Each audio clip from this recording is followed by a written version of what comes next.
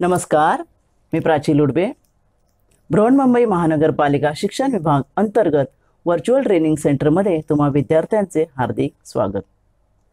कोविड-19च्या कालावधीत शिक्षणाची गाडी रुळावरून घसरू नये हा हेतू लक्षात घेऊन बृहन्मुंबई महानगरपालिकेने देशभरातील सर्व विद्यार्थ्यांना घरी बसून दर्जेदार शिक्षण प्राप्त व्हावे यासाठी एज्युकेशन फॉर ऑल इनिशिएटिव्ह अंतर्गत BMC एज्युकेशन हे चॅनेल सुरू केले आहे.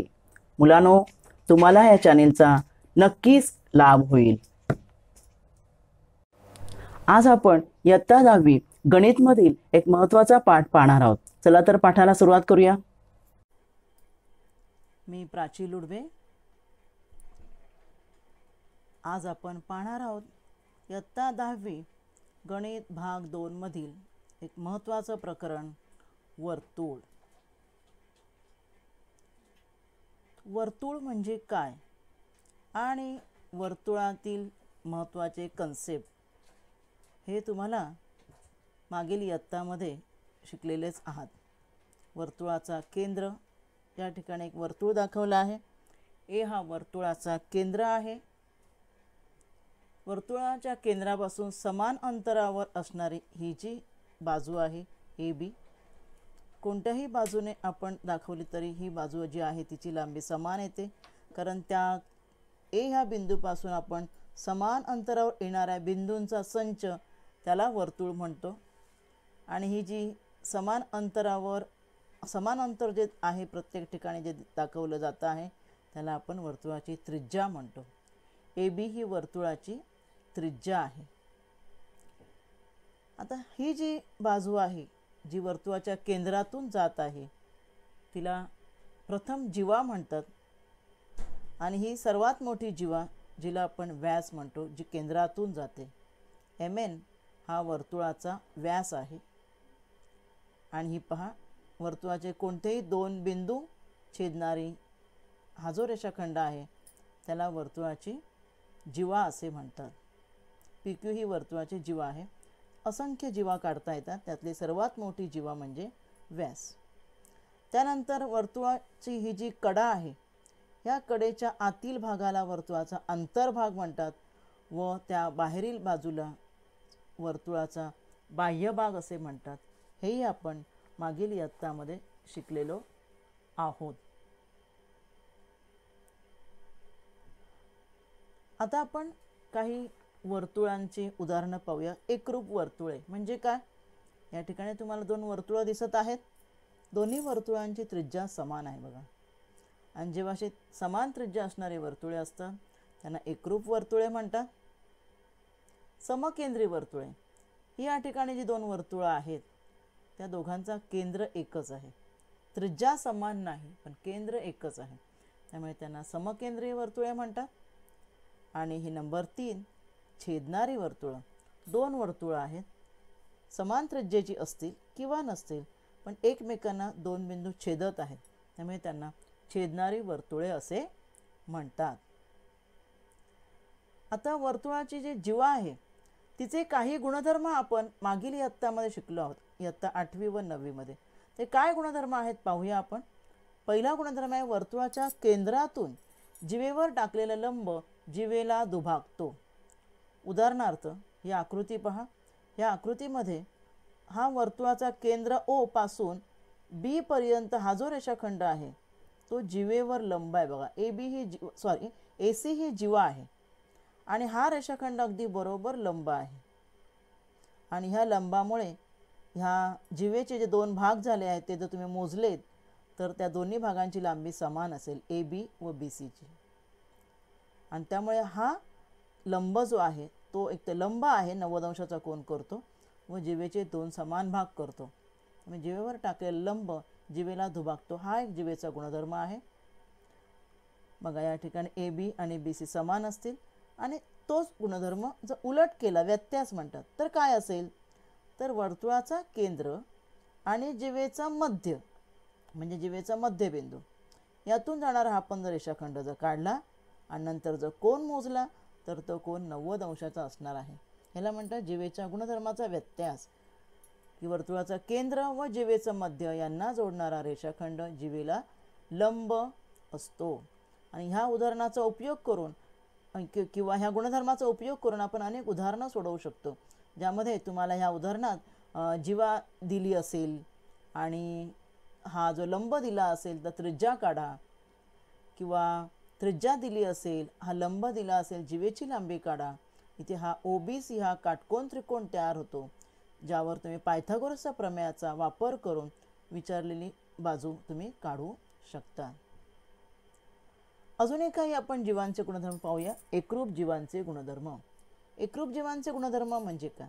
बघा, या वर्तुळामध्ये मी P ह्या केंद्रापासून काही अंतरावर दोन जीवा काढलेल्या आहेत. एक आहे AB आणि दुसरी आहे CD.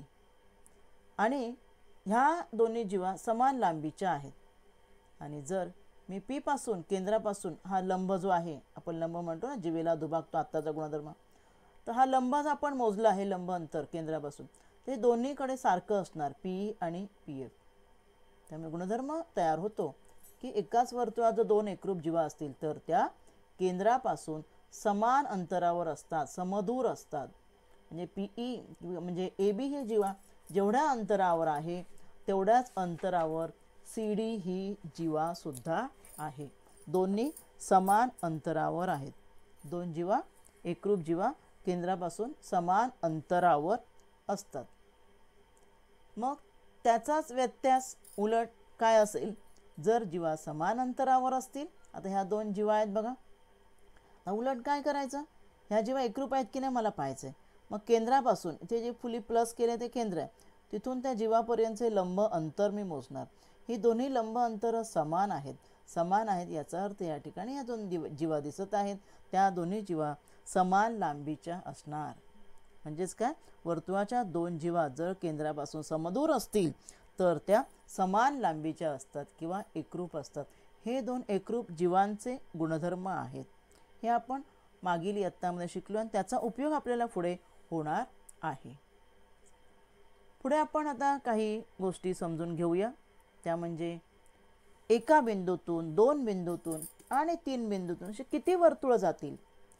पहिला मुद्दा त्यातील एका बिंदूतून जाणारी वर्तुळे. तुम्हाला मी हा एक बिंदू दिला आहे, ह्या एका बिंदूतून किती वर्तुळ जातील पाहूया आता आपण. बघा, मी एका बिंदूतून जाणारं एक वर्तुळ काढलं, त्याच बिंदूतून जाणारं मी आता दुसरं वर्तुळ काढत आहे, त्याच बिंदूतून जाणारं तिसरं वर्तुळ काढत आहे, त्याच बिंदूतून जाणारं अजून एक वर्तुळ मी काढलं. अशी तुम्ही किती वर्तुळ काढू शकता? जो आपल्याला एक बिंदू दिला आहे त्या बिंदूतून तुम्ही असंख्य वर्तुळे काढू शकता. हा पहिला मुद्दा एकाच बिंदूतून जाणाऱ्या वर्तुळांबाबत. दुसरा मुद्दा पाहूया, दोन बिंदूतून किती वर्तुळ जातील. मग अशाप्रमाणेच मी आता तुम्हाला दोन बिंदू देत आहे. हा एक बिंदू आहे आणि हा दुसरा बिंदू दिला. पाहूया किती वर्तुळ जातील. ह्या दोन बिंदूतून गेली पाहिजेत.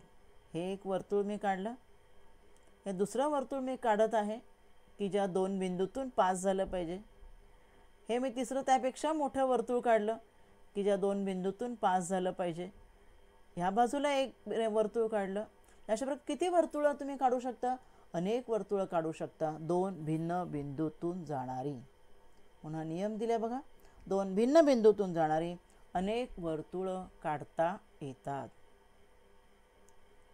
आता तीन बिंदू जर दिले असतील, ती नैकरेषीय. आधी प्रथम ती नैकरेषीय पाहूया. नैकरेषीय हा शब्द तुम्हाला माहीतच आहे.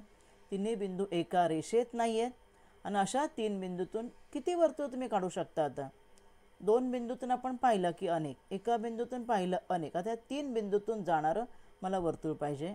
पहा, तीन बिंदू मी दिलेले जे आहेत ते तिन्ही सामावले गेले पाहिजेत. असं एक आणि एकच वर्तुळ तुम्ही काढू शकता, अनेक वर्तुळ काढू शकत नाही. नियम आहे, तीन नैकरेषीय बिंदूतून एक आणि एकच वर्तुळ जाते किंवा त्या बिंदूतून जाणारे एक आणि एकच वर्तुळ असते. आणि जर मी एकरेषीय बिंदू दिले, तीन बिंदू बघा, हां, तर हे सुद्धा नैकरेषीय बिंदू आहेत. तीन नैकरेषीय बिंदू दिलेत मी काही अंतरावर, त्यापासून जाणारं मी वर्तुळ काढलं आहे, पण एकच वर्तुळ त्यातून जातं. आता एकरेषीय बिंदू असेल तर काय कराल तुम्ही? तीन एकरेषीय बिंदू देते। पहा तुम्हाला या ठिकाणी 1, 2 आणि 3 तिन्ही बिंदू एका रेषेत आहेत। आता यातून एक वर्तुळ जाईल का? तिन्ही बिंदूतून गेलं पाहिजे। बिंदू एकरेषीय आहेत। पाहूया आपण, बघा ॲट ए टाइम दोन बिंदूतून गेलं वर्तुळ। निळं वर्तुळ आहे ते सुद्धा दोन बिंदूतून गेलं। तिन्ही दिलेले बिंदू एक वर्तुळ सामावून घेत नाही आहे। एक वर्तुळ दोनच बिंदू सामावून घेत आहे, म्हणजे तीन एकरेषीय बिंदू जर असतील त्यातून एकही वर्तुळ जाणार नाही। ते तीन नैकरेषीय असतील तरच त्यातून एक वर्तुळ जातं।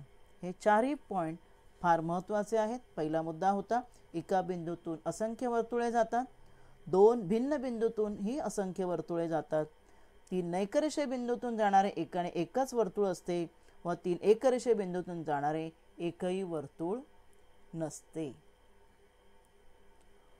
पुढे आपण काही नवीन भाग शिकणार आहोत। वृत्तछेदिका आणि स्पर्शिका म्हणजे काय? Second and tangent. What is second and tangent? पण या ठिकाणी मी तुम्हाला एक वर्तुळ दिलेला आहे। ह्या वर्तुळावर हा मी एक ए बिंदू दिला आहे आणि हे दोन बिंदू दिले ए बी आणि ओ हा वर्तुळाचा केंद्र आहे। ही मी या ठिकाणी एक रेषा काढली आहे, रेषा एम। तुम्हाला चित्रात दिसतच असेल की ही रेषा एम आणि वर्तुळावर असंख्य बिंदू आहेत, त्यापैकी ए आणि बी दोन बिंदू दिलेत मी। यांच्यामध्ये एकही बिंदू सामायिक नाही, कारण ही रेषा वर्तुळापासून अंतरावर आहे। त्यामुळे रेषेचे बिंदू आणि वर्तुळाच्या बिंदूमध्ये एकही बिंदू सामायिक नाही।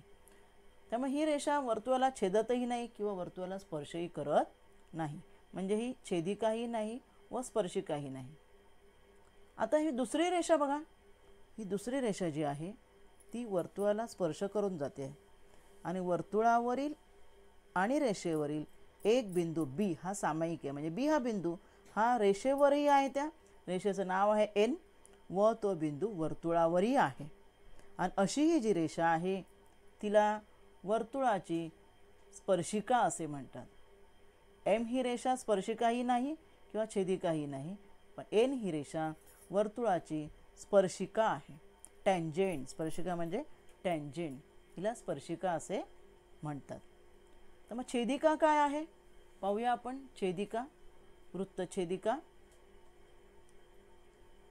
आता पुन्हा तुम्हाला मी वर्तुळ दिलं आहे, दोन बिंदू दिले आहेत, केंद्र दिले आहे आणि ही मी रेषा तुम्हाला दिली आहे। बघा ही रेषा त्या ए आणि बी ह्या दोन वर्तुळावरील दोन बिंदूंना छेदून जाते, म्हणजे ए आणि बी हे दोन बिंदू असे आहेत की ते वर्तुळाचे आणि रेषा पीचे सामायिक बिंदू आहेत। रेषा पी व वर्तुळ या दोन सामायिक बिंदू झाले, दोन ठिकाणी ते छेदत आहे असे म्हणतात आणि म्हणून पी ही या ठिकाणी वर्तुळाची छेदिका किंवा वृत्तछेदिका असे म्हणतात।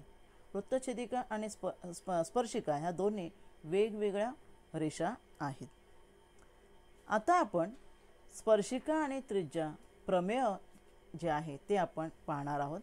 फार महत्त्वाचं प्रमेय आहे परीक्षेच्या दृष्टीने, स्पर्शिका त्रिज्या प्रमेय, टँजेंट थेरम।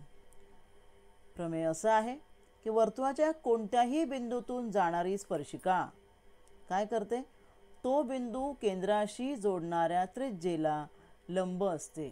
वर्तुळावरील कोणत्याही बिंदूतून, वर्तुळाच्या एखाद्या बिंदूतून जाणारी स्पर्शिका काढायची। पाहूया आता आपण, हे वर्तुळ आहे आणि हा वर्तुळ ए हा बिंदू घेतला आहे मी, बी हा दुसरा एक बिंदू घेतला आहे आणि ही मी स्पर्शिका काढली आहे आणि ह्या स्पर्शिकेने वर्तुळात जिथे स्पर्श केलं ए ह्या बिंदूत तो बिंदू केंद्राशी जोडायचा। तो बिंदू मी काय करणार आहे पहा, केंद्राशी जोडणार आहे। दोन स्पर्शिका काढल्या आहेत मी, एम आणि एन। बघा ए हा बिंदू मी केंद्राशी जोडला, म्हणून म्हणत तो बिंदू केंद्राशी जोडला।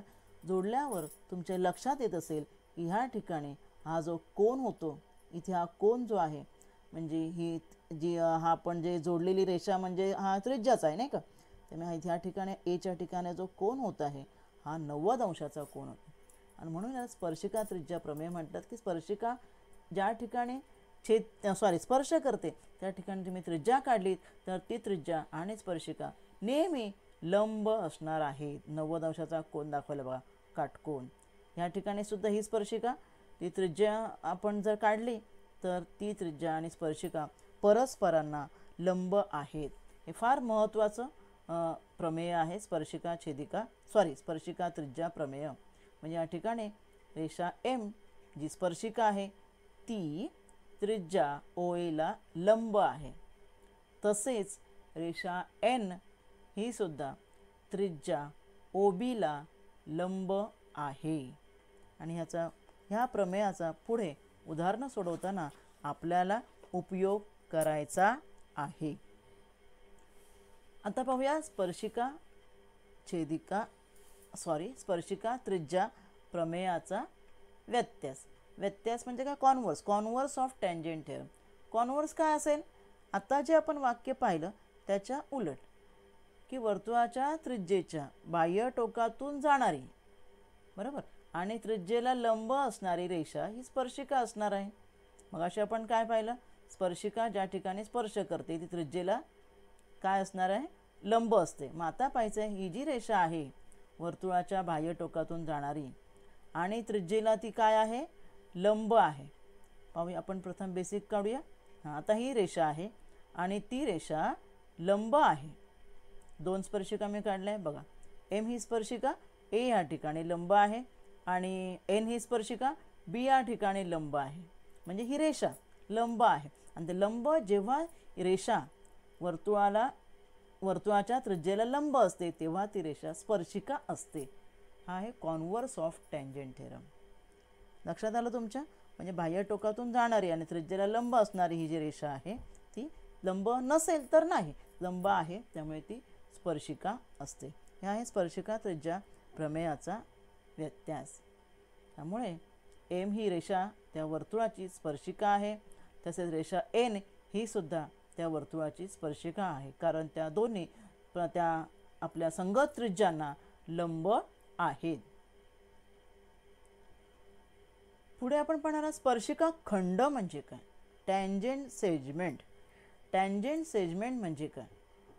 वर्तुळाच्या बाह्य भागामध्ये समजा एखादा बिंदू दिला तर त्या बिंदूतून किती स्पर्शिका काढता येतील? पाहूया आपण आकृती. वर्तुळाच्या बाह्य बिंदूतून वर्तुळाला 2 स्पर्शिका काढता येतात. वर्तुळावरील जो बिंदू होता आपण मागील आकृतीत एकच स्पर्शिका काढता येते. हा मी सी हा बिंदू वर्तुळाच्या बाह्य भागात दिला आहे आणि या बाह्य भागातून किती स्पर्शिका निघतील बघा. सी बिंदूतून जाणाऱ्या जर एकच बिंदू असता, जसा ह्या ठिकाणी समजा वर्तुळ इथे बिंदू असता तर एकच स्पर्शिका, पण इथे मी बाह्य बिंदू दिले त्यातून ही एक स्पर्शिका आणि ही एक स्पर्शिका, 2 स्पर्शिका काढता येतात. ह्या आकृतीमध्ये आपण त्यांना आता नावं देऊया. ए ही बाजू रेषा ए आणि रेषा बी ह्या 2 स्पर्शिका आहेत आणि त्या दोन्ही सी ह्या बिंदूतून गेल्या. त्यामुळे ए सी आणि बी सी हे जे तुकडे आहेत त्या स्पर्शिका आणि तो बाह्य बिंदू किंवा ए वर्तुळावरील बिंदू आणि तो बाह्य बिंदू यांच्यामधले हे जे 2 तुकडे आहेत त्या 2 तुकड्यांना स्पर्शिका खंड असे म्हणतात. म्हणजे ए सी आणि बी सी यांना स्पर्शिका खंड असे म्हणतात. म्हणजे स्पर्शिका खंड हा मुद्दा तुमच्या लक्षात आला असेलच. आता याचा आपण प्रमेय काय आहे ते पाहूया. हे स्पर्शिका जे असल्यामुळे त्या दोन्ही लंब असणार आहेत आणि हे 2 भाग एकरूप असतात हे आपण पुढील प्रमेयात शिकणार आहोत. पाहूया आपलं प्रमेय. स्पर्शिका खंडाचे प्रमेय, टँजंट सेगमेंट थिअरम. काय सेगमेंट आहे? की वर्तुळाच्या बाह्य भागातील बिंदूपासून त्या वर्तुळाला काढलेले हे स्पर्शिका खंड जे आता आपण आकृतीत पाहिले ते एकरूप असतात. पाहूया आपण पुन्हा आकृती. हा सी बाह्य बिंदू आहे आणि हे 2 स्पर्शिका खंड आहेत ए सी आणि बी सी. तर हे आणि ह्या 2 त्रिज्या आहेत लंब. तर प्रमेय असा आहे की ए सी आणि बी सी हे स्पर्शिका खंड एकरूप असतात. हे प्रमेय. तर ह्या प्रमेयाची सिद्धता आपण पाहूया. कसं सिद्ध करायची की हे 2 रेषाखंड जे आहेत ए सी आणि बी एकरूप, ते कसं सिद्ध करायचं त्याचं प्रमेय आपण पाहूया. स्पर्शिका खंडाचं प्रमेयाची सिद्धता पाहूया आपण. ही आकृती मी तुम्हाला पुन्हा दिली आहे. या आकृतीमध्ये आपल्याला हे सिद्ध करायचं आहे की पी डी आणि क्यू डी हे स्पर्शिका खंड आहेत ते एकरूप आहेत हे सिद्ध करायचं आहे. मग त्यासाठी आपल्याला प्रथम हा त्रिकोण पी ए डी, आकृतीतला त्रिकोण पी ए डी व त्रिकोण क्यू ए डी हे एकरूप आहे दाखवायचं. कसं दाखवणार? तुम्हाला माहिती आहे बाकोबा, कोबाको बाबाबा, कर्णभुजा प्रमेय ह्या कसोटींचा वापर करून आपण दोन त्रिकोण एकरूप दाखवू शकतो. यातली कोणतीही एक कसोटी वापरून. आणि ते कोणती कसोटी लागू पडते पाहूया आपण. या त्रिकोणामधील जे घटक एकरूप आहेत, दोन्ही त्रिकोणासंगत घटकांची एकरूपता पाहूया आपण. बाजू PA एकरूप बाजू काय येणार? बाजू PA एकरूप बाजू QA. का? कारण त्या दोन्ही त्रिज्या आहेत. त्या दोन्ही त्रिकोणांच्या बाजू आहेत पण एकाच वर्तुळाच्या त्रिज्या आहेत. एक आपण गोष्ट पाहिली एकरूपता. AD बाजू, बाजू AD एकरूप बाजू AD, कारण ही जी बाजू आहे ती काय आहे? सामायिक बाजू दोन्ही त्रिकोणांची, बरोबर. ही झाली सामायिक बाजू. आणि नंतर हा कोन APD एकरूप कोन AQD. का? स्पर्शिका त्रिज्या प्रमेय पाहिला आपण. स्पर्शिका त्रिज्या परस्परांना लंब असतात. पहा, तिन्ही घटक जे आहेत ते हे दोन त्रिकोण एकरूप असल्याचं सिद्ध करतात. आता कोणते घटक आपण घेतले? हा कोन 90 अंश, 90 अंशासमोरील बाजू कर्ण आणि ही बाजू त्रिज्या. त्यामुळे हे दोन त्रिकोण PAD व त्रिकोण QAD कुठल्या? कर्णभुजा प्रमेय ह्या प्रमेयानुसार एकरूप झाले. आता त्रिकोण एकरूप झाले त्यामुळे ह्या त्रिकोणाच्या ज्या उरलेल्या दोन बाजू आहेत, जे स्पर्शिका खंड आहेत PD व QD, हे सुद्धा दोन्ही एकरूप असणार, कारण एकरूप त्रिकोणांच्या ह्या उरलेल्या संगत बाजू आहेत. अशा प्रकारे स्पर्शिका खंडाचं प्रमेय जे ते आपण इथे सिद्ध केलेलं आहे. तर आपण एक उदाहरण पाहूया. दिलेल्या आकृतीमध्ये केंद्र D असलेले एक वर्तुळ आहे आणि या वर्तुळाच्या कोन ACB च्या बाजूंना, ACB हा जो बाजू आहे त्यांना A आणि B मध्ये स्पर्श करते. हे वर्तुळ, हा कोन जो आहे ACB च्या बाजूंना A आणि B मध्ये म्हणजेच ह्या स्पर्शिका आहेत आणि ह्या स्पर्शिका खंड आहेत ते AC आणि CB. कोन ACB 52 डिग्री दिलेला आहे. कोन ACB म्हणजे हा जो कोन आहे तो दिलेला आहे 52 डिग्री. आपण पाहूया.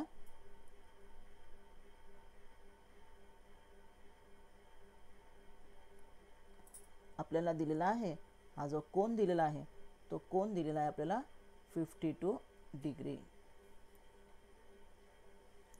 बरोबर. तर कोन ADB चे माप काढा. आपल्याला विचारलेलं आहे कोन ADB. कोणता कोन विचारलेला आहे? कोन ADB चं माप किती असेल ते विचारलेलं आहे. मग काय करायचं या ठिकाणी? तर बघा, आपल्याला इथे तुम्हाला दिसतोय CADB हा काय आहे? एक चौकोन आहे. चौकोनाच्या चारही कोनांची बेरीज 360 अंश असते. या नियमानुसार आपण चौकोनाचे चारही कोन लिहूया. कोन A आणि कोन B जे आहेत ते 90 अंश आहेत. इथे तुम्हाला आकृतीमध्ये दिसतच असेल. हा कोन A आणि कोन B 90 अंश आहे आणि हा कोन दिलेला आहे. त्यावरून आपल्याला हा जो कोन आहे तो काढता येईल. पाहूया आपण. सर्व कोनांची बेरीज करूया. कोन ACB, कोन ACB म्हणजे हा, अधिक कोन CAD, अधिक कोन CBD म्हणजे हा, आणि कोन ADB म्हणजे हा जो आपल्याला विचारला आहे तो. सर्वांची बेरीज 360 अंश. ठीक आहे. आता आपल्याला दिलेले कोन लिहूया आपण. कोन ACB 52 डिग्री, त्यानंतर CAD आणि हा CBD हे दोन्ही 90 झाले आणि ADB आपल्याला हा काढायचा आहे. चौघांची बेरीज 360 अंश आहे. आणि आपण जे 90 कशावरून लिहिले? स्पर्शिका त्रिज्या प्रमेयावरून लिहिलेले आहे. तर कोन ADB सोडून उरलेल्यांची आपण बेरीज करूया. उरलेल्यांची बेरीज येते 232 बेरीज आलेली आहे, बरोबर 360. आणि आपण 232ची बाजू बदलूया. 360 वजा 232 बरोबर 128 अंश. अशा प्रकारे या आकृतीमध्ये आपण उरलेला जो कोन विचारला आहे तो आपण काढलेला आहे. आता इथे हा प्रश्न आपण सोडूया. सोबतच्या आकृतीमध्ये केंद्र C असलेल्या वर्तुळाची त्रिज्या 6 सेंटीमीटर आहे. C असलेल्या वर्तुळाची त्रिज्या दिलेली आहे तुम्हाला 6 सेंटीमीटर. बघा, CA ही त्रिज्या आहे. रेषा AB या वर्तुळाला A बिंदू स्पर्श करत आहे, स्पर्शिका आहे. तर या माहितीवरून खालील प्रश्नांची उत्तर लिहा. प्रश्न काय विचारलेत बघा. कोन CAB चे माप किती अंश आहे? तर कोन CAB चे माप किती अंश असेल सांगा बरं. कोन CAB चे माप असणार आहे किती अंश असणार आहे? आपण लिहूया. इथे पहिला प्रश्न सोडवूया आपण. कोन CAB, मेजर कोन CAB आकृतीमध्ये आपल्याला दिसत आहे 90 अंश. का बरं? आपण आता शिकलो की स्पर्शिका आणि त्रिज्या ज्या ठिकाणी स्पर्शिका काढतो आपण त्या ठिकाणी त्रिज्या जी आहे ती त्रिज्या काय असते, लंब असते. म्हणजे आपण त्याचं माप जे आहे ते 90 अंश कशावरून ठरवलं, स्पर्शिका त्रिज्या प्रमेयावरून. असं आपण मुद्दा गणित सोडवताना लिहायचा आहे की तुम्ही कोणत्या मुद्द्याच्या आधारे, ते विचारलं आपल्याला का, कोणत्या मुद्द्याच्या आधारे तुम्ही 90 अंश सांगितलं हे लिहायचं आहे. दुसरा प्रश्न आपल्याला विचारलेला आहे ते बिंदू सी, म्हणजे हा बिंदू जो सी आहे तो बिंदू सी हा ए बी पासून किती अंतरावर आहे. तुम्हाला दिसतंय ना इथे किती अंतरावर आहे, हे आहे अंतर. मग सी आणि ए बी यांच्यातलं अंतर जे आहे ते किती आहे आपल्याला दिलेलं आहे. 6 वर्तुळाची त्रिज्या जी आहे तेच अंतर आहे. म्हणजे बिंदू सी हा ए बी पासून किती अंतरावर आहे, 6 सेंटीमीटर. 6 सेंटीमीटर अंतरावर, 6 सेंटीमीटर अंतरावर आहे. कसं कळलं, कारण आपण, तुम्हाला आठवत असेल जी आहे ती स्पर्शिका आणि त्रिज्या एकमेकीला लंब आहेत, बरोबर ना. आणि त्यामुळे ही जी त्रिज्या जी आहे ती लंबच आहे त्याला, आणि ते लंब अंतर म्हणजे लंबांतर आहे, म्हणून ते आपल्या दोघांमधलं अंतर हे किती आहे, 6 सेंटीमीटर आहे. याच आकृतीवर अजून 2 प्रश्न आहेत, पाहूया आपण पुढच्या स्लाईडमध्ये. तिसरा प्रश्न, जर ए बी डिस्टन्स, पुन्हा आकृती मी काढलेली आहे, डिस्टन्स ए बी 6 सेंटीमीटर आहे, तर बी सी काढा.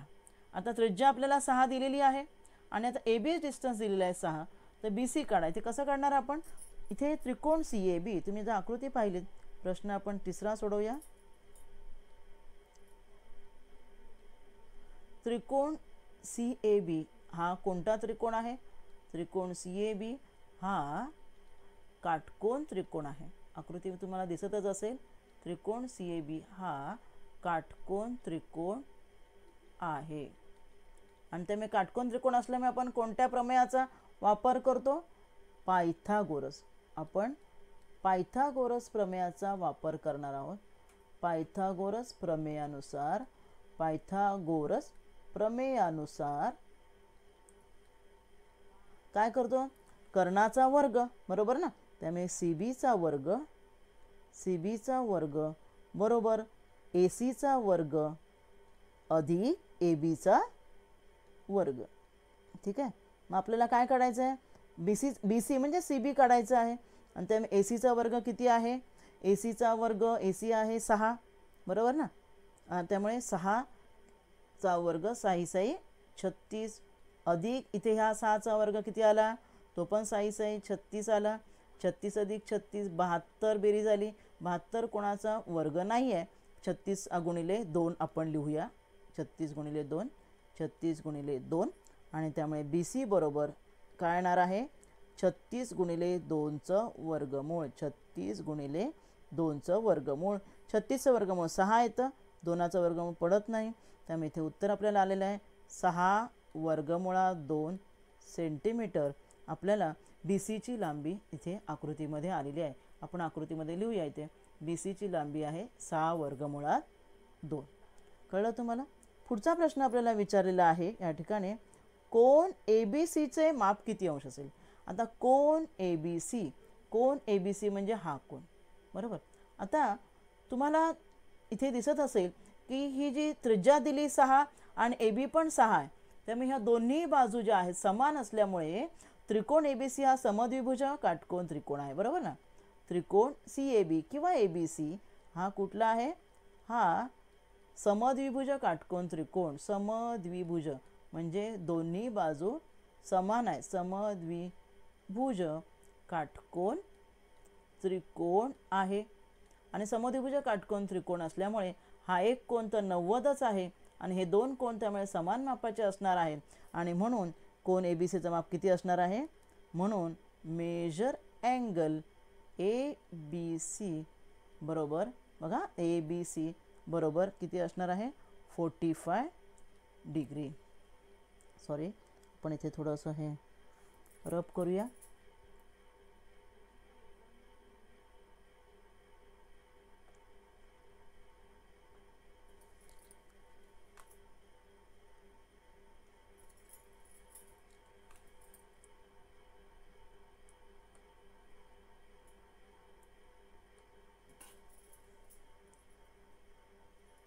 45 डिग्री असणार आहे.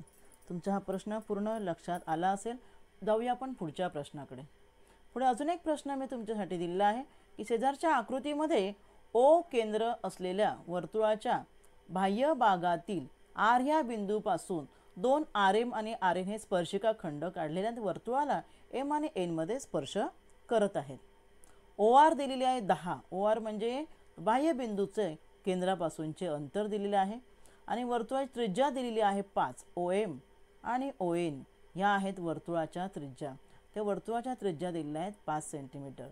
पहिला प्रश्न विचारला तुम्हाला स्पर्शिका खंडाची लांबी किती. स्पर्शिका खंडाची लांबी आपल्याला काढायची आहे म्हणजे हा एम आर आणि एन आर. आकृती तुम्ही नीट पाहिलं तर ह्या ठिकाणी हा 90 अंशाचा कोन आहे, बरोबर ना. हा 90 अंशाचा कोन आहे म्हणजे हा त्रिकोण ओ एम आर हा काटकोन त्रिकोण आहे, बरोबर.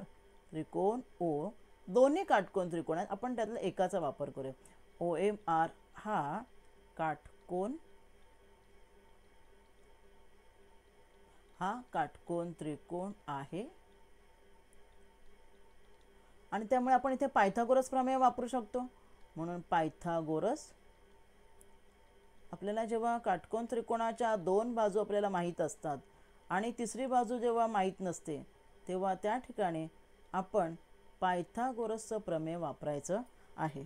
आणि त्यामुळे पायथागोरस प्रमेयानुसार ओ आर ही जी मधली बाजू आहे तो कर्ण आहे त्रिकोणामध्ये. त्यामुळे ओ आरचा वर्ग बरोबर त्रिज्या ओ एमचा वर्ग अधिक एम आरचा वर्ग, बरोबर. आता ओ एमचा वर्ग म्हणजे 5चा वर्ग 25, बरोबर. हां, आणि आपल्याला एम आर दिलेली नाही आहे. एम आर आपल्याला काढायची आहे. ओ आर जी आहे 10 आहे, 10चा वर्ग 100. म्हणून एम आरचा वर्ग बरोबर 100मधून 25 वजा केले असता आपल्याला उत्तर येणार आहे 75, जे 25 गुणिले 3 आहे. 25 त्रिक 75. त्यामुळे एम आर येणार आहे, एम आर बाजू येणार आहे 25 गुणिले 3चे वर्गमूळ. 25 गुणिले 3चे वर्गमूळ, 25चे वर्गमूळ 5, 5 वर्गमुळात 3 आपल्याला उत्तर आलेलं आहे एम आर. एम आर बाजू आलेली आहे 5 वर्गमुळात 3. मी या ठिकाणी लिहित आहे 5 वर्गमुळात 3. इथे ही बाजूही आलेली 5 वर्गमुळात 3 व एन आर सुद्धा आपल्याला 5 वर्गमुळात 3 आलेली आहे. आता आपल्याला पुढे काय विचारलं आहे बघा. त्याच गणिताचा पुढील भाग आहे, तोच प्रश्न आहे. आकृती तीच आहे. इथे तुम्हाला हे 10 कळलं, ह्या तुम्हाला त्रिज्या कळल्या, बरोबर. आणि आपण आता वरच्या एम आर आणि एन आर पण आपण काढलेली आहे 5 वर्गमुळात 3. आता आपल्याला कोण एम आर ओचे माप किती. एम आर ओ हा कोण विचारलं. तुम्हाला 30-60-90 प्रमेय आठवत असेल. 30-60-90 प्रमेयामध्ये असं आहे की 30 मापासमोरील बाजू जी आहे ती कर्णाच्या निम्मे असते. या ठिकाणी हा कोण 90 अंश आहे. हा कोण जो आहे कोण एम जो आहे तो 90 अंश आहे आणि कोण 90 अंश असल्यामुळे हा जो आहे बाजू कर्ण 10 हा आणि कर्ण 10 आहे आणि ही बाजू 5 ही 10च्या निम्मे आहे. आणि 10च्या निम्मे असल्यामुळे त्या बाजूसमोरील कोण म्हणजे कोण एम आर ओ हा 30 अंश असणार आहे. म्हणजे आपण लिहिणार कसं, आपण त्याचं स्पष्टीकरण असं लिहिणार आहोत की बाजू एम ओ प्रश्न 2 साठी एम ओ जी बाजू आहे ती बाजू कशी आहे. एम ओ बाजू ओ आरच्या निम्मे आहे. ओ आर म्हणजे कर्णाच्या निम्मे आहे, बरोबर ना. 1/2 गुणिले कर्ण.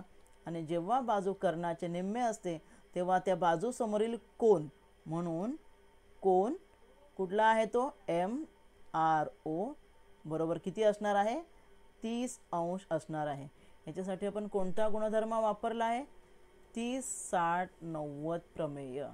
त्या प्रमेयाच्या सहाय्याने आपण कोन ह्या कोनाचं माप काढलेलं आहे 30 अंश. आलं असेल तुमच्या लक्षात. आणि त्यावरून आता आपण तिसरा प्रश्न पाहूया.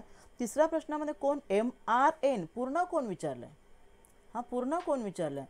त्यामुळे तर मेजर कोण मेजर एक मिनिट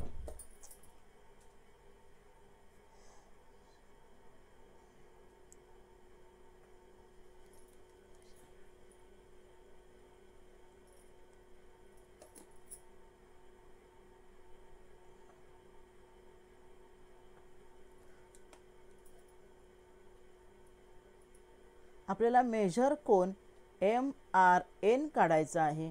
त्याचं माप किती येणार आहे?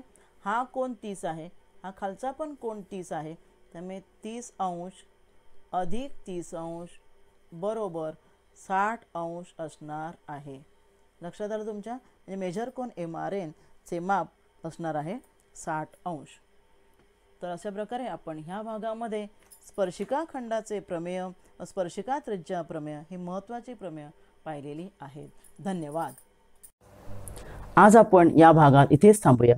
माझा व्हिडिओ आवडला असेल तर लाईक करा, शेअर करा आणि BMC एज्युकेशन चॅनेलला सबस्क्राईब करा. तसेच बेल आयकॉन प्रेस करा, ज्यामुळे नवीन व्हिडिओचे तुम्हाला नोटिफिकेशन्स मिळतील. मुलांनो, घरी राहा व सुरक्षित राहा. धन्यवाद.